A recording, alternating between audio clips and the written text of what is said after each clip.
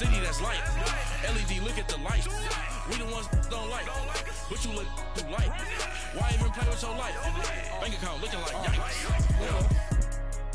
With me, boy. Put your hands in your fingers. Your ears with get back, watch you turn to a singer. Get to fighting like this Jerry Springer.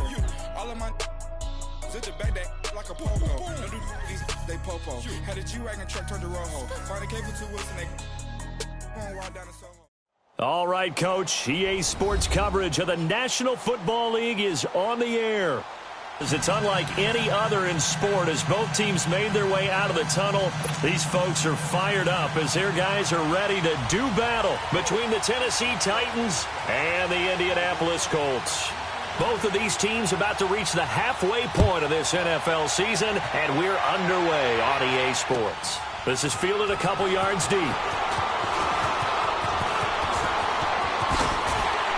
And a pretty good return here. He'll be stopped just shy of the 25 at the 24-yard line.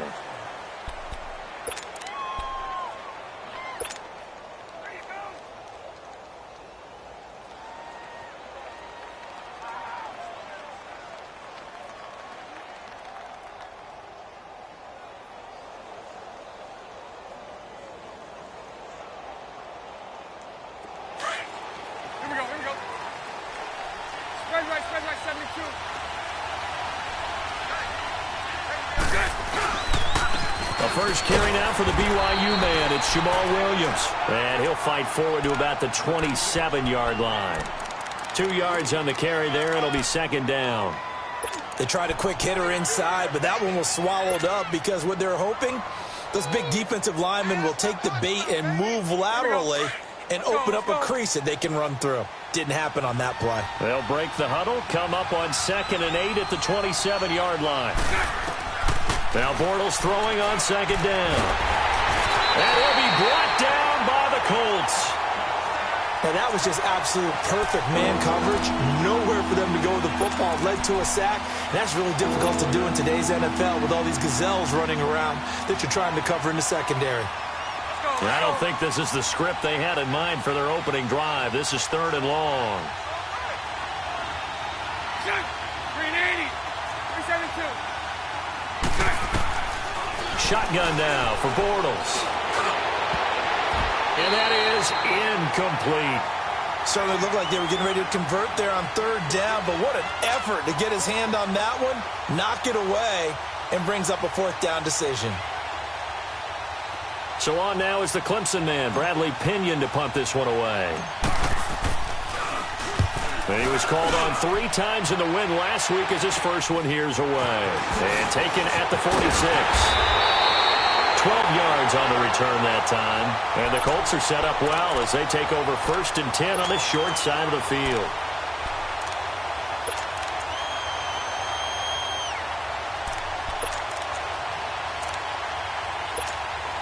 The 4th down run successful. Now they look to pay it off on 1st down.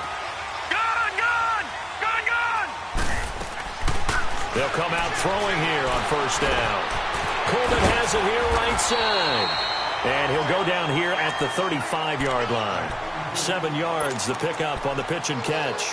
They've got good playmakers on the offensive side of the ball. I don't know what happened last week to really hurt their performance and hold down their production, but I would dare say that this week in practice, there's a lot of talk about how they're going to increase their proficiency. Yeah, that was a good start getting the playmakers involved. You mentioned that to me pregame. That's what they did there. Yeah, I think a lot of people think the coaching staff really gets on them, and that's how they motivate them.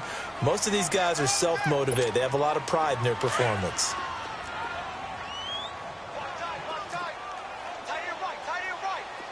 Now let's go. They'll drop to throw. Throwing for his running back, and he's got him complete.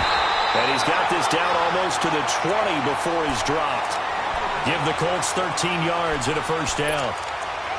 Got to say, I was a little surprised to see him, Charles, come out in the shotgun on 3rd and less than a yard. Yeah, but the way the NFL is nowadays, we hardly ever see anyone really run for it on short yardage.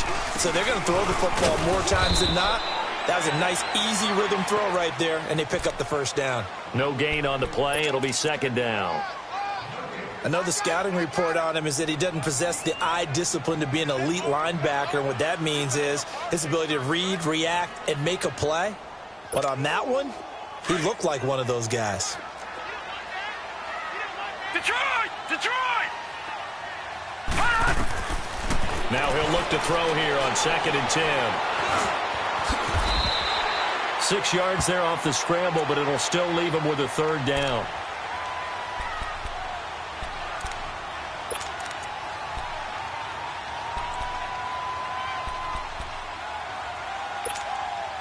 And on 3rd and 3, they decided to go with a dime package. Yeah. 6 DBs. Yeah, you're right. They've got 6 out there. Gone! He'll look to throw. Buying time to his left.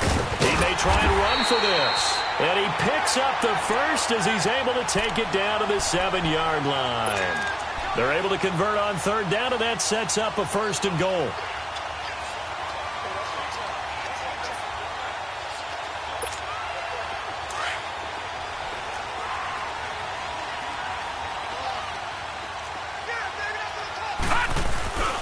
They'll try and run for it on 1st and goal. And able to break 1 tackle, but then quickly brought down. It'll be a pickup of 4, and it brings up 2nd and goal. When we talk about being on schedule, I think they're on schedule after that run, getting it right down there on the doorstep. Maybe even a little bit ahead, because now the defense can't dictate with pressure. They're guessing about where you're going to go. I might come right back at them with the same play, the same set, and see if they can stop them. It's a loss of 2, now 3rd down. 2 straight shots on the ground, now on 3rd. Do you go to the air? I think the possibility exists, and if you're doing it, you're probably doing play action since you ran it twice. But I often think that 2nd down is the time you go play action and throw the ball. I say commit to the run and think about it being 4-down territory.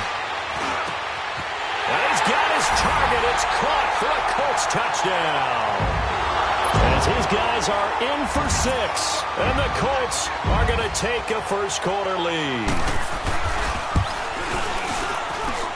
Extra point safely through, and that makes the score 7-0. The kickoff team on the field now as they will send this one away. This fielded at the 2. And he's up across the 25 and down at the 28-yard line. And here comes Tennessee as they get set to take the field. And on the last go-around, they really couldn't get anything going. They had to punt from deep inside their own territory, which means you're going to lose the field position battle as a general rule. What they're looking for now is a little more consistency, move the ball at least a few times on offense, get a couple of first downs, and hopefully flip the field. Well, just something to build off of. That's what they're looking for here. And he'll be taken down, but not before they work it across midfield. A good pickup there, 26 yards. Let's go. Now from Colts territory, here's a 1st and 10 at the 47. They'll run it now out of the gun. And he'll get this down only to about the 46. Just a yard on the pickup there, and it'll bring up a 2nd and 9. They tried a quick hitter inside, but that one was swallowed up because what they're hoping, those big defensive linemen will take the bait and move laterally and open up a crease that they can run through. Didn't happen on that play. Lucy. 372. You. On 2nd down, here's Bortles. And his throw's going to be incomplete. Corey Davis, the intended receiver. And that'll make it 3rd down. Let's give some credit to the defensive guys on that play. Able to bat that one away. Sure looked like they were trying to hit the corner route. And the line to gain here is the 37 on 3rd down.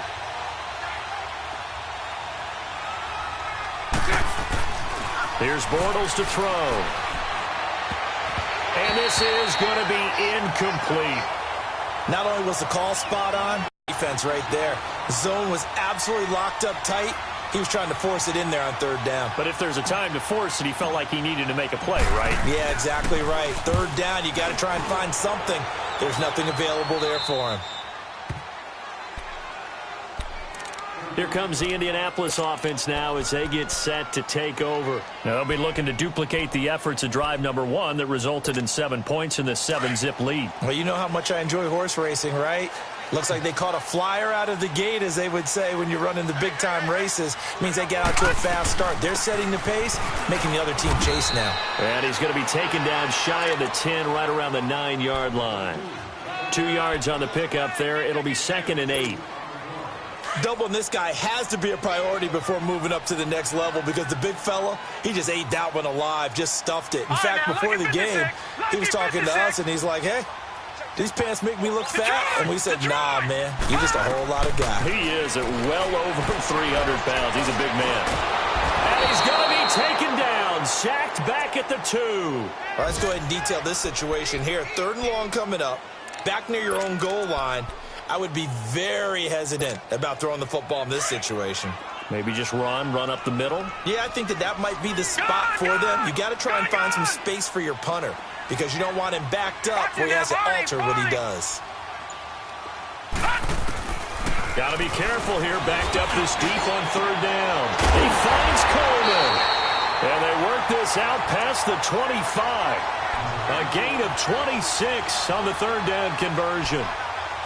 He's such a good route runner. Shows it there on 3rd down. Very proficient and a good pass. And you know what I've observed over the years in the NFL? The better a route runner you are, the more confidence your guy's going to have in you to go to you in important times, because he can trust you being in the right spot, and they connected there and picked up a 1st down. Well, we looked at each other right away. We knew that flag was coming out. And I always enjoy the conversation post, because officials always tell you, I don't want to throw the flag, but you caused the play. You did it. I had to. And now it's 1st and 10. A big mistake, especially when you factor in the personal foul yardage. They'll look to throw here on 1st down. And it's a short one here, complete to his tight end. And he's able to get this one down to the 40-yard line. Another nice gain, 16 yards there, and a 1st down again. When this offense can get their tight ends involved, they can move the football. Here, a nice route, able to look it in, and picks up the 1st down. They'll look to throw now on 1st down. And he finds a man with a crossing route. And he's taken down inside the 30. Back-to-back nice plays, 12 yards that time, and a 1st down. The goal for any offense versus his own defense, find the holes where guys are available and put the ball in the receiver before any defender can step up and fill it. They did it well there. Perfectly executed crossing route. This is Hines. And he will lose yardage here to the 31-yard line. A loss of a full 3 yards, and now it's 2nd down. I know when I was a kid, I always got real excited when I saw those lateral-type runs. But the best backs that made it happen, they put a foot in the ground and just go. That didn't happen there. That play got swallowed up. That loss of 3, a rare stumble on a promising drive. Here's 2nd and 13. They run with Hines. And room there to work it inside the 25. It's a 7-yard pickup. They'll be looking now to 3rd and 6. Despite the blitz, they're still able to pick up a nice solid gain. The disadvantage of blitzing often alters the normal spacing and run fits and leaves creases like they were able to exploit right there. All right, now, lucky 56. Lucky 56. Now flags will come in. I think this one's going to be on the defense for jumping. So a jump there defensively. And it's a killer. Watch the football. Don't move across the line of scrimmage until the ball moves. They only need a yard here. 3rd down and 1 after the penalty.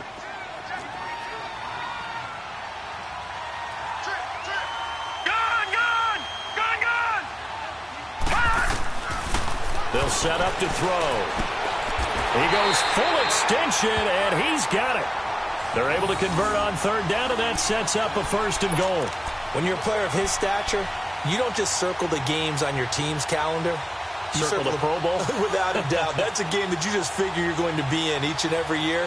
And it's because of catches like that. That's why he goes.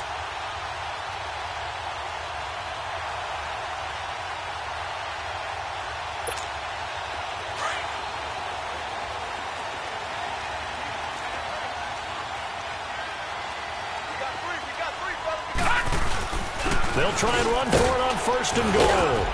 And he gets him a little bit closer. He takes it from the 6 inside the 5 to the 4. That run didn't get very far, and I think when you're looking at his dimensions, he's a little bit on the smaller side. He's counting on the big guys up front to escort him in, and they couldn't create any kind of space for him, could they? Yeah, didn't get the push they needed. They'll look to throw here. And that is caught. Touchdown, Indianapolis. In for the score. Their lead. A lot of times when you take a tight end in later rounds, you're doing it with a little bit of hope, some potential. But not so with this guy. They believe he can really make an impact in the red zone, and he definitely makes good on that faith right there. No problem there on the extra point, and that'll make the score 14-0. Set now to kick this one away, and off it goes.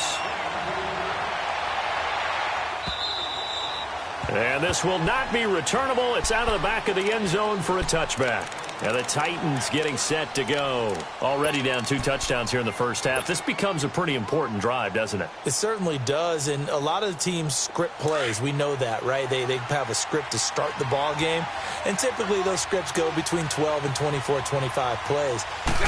Down 2 touchdowns early, probably not very deep into their script. I think that they'll stay with it. I don't think they'll abandon it just yet and try and generate some offense on this drive. Anything. At least 3 points, get that 0 off the board.